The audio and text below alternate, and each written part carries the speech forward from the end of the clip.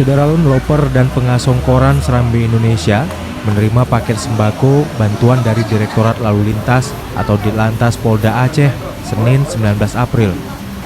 Bantuan untuk kebutuhan pada bulan suci Ramadan 1442 Hijriah ini diberikan kepada 33 loper koran yang biasa berjualan pada lampu merah di Kota Banda Aceh dan Aceh Besar.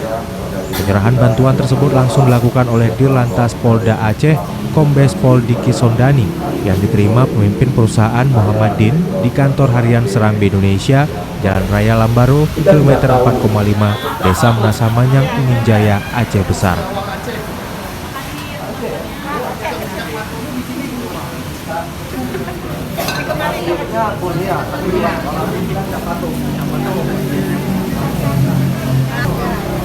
Dari Aceh Besar, Seni Henry, Serambi On TV.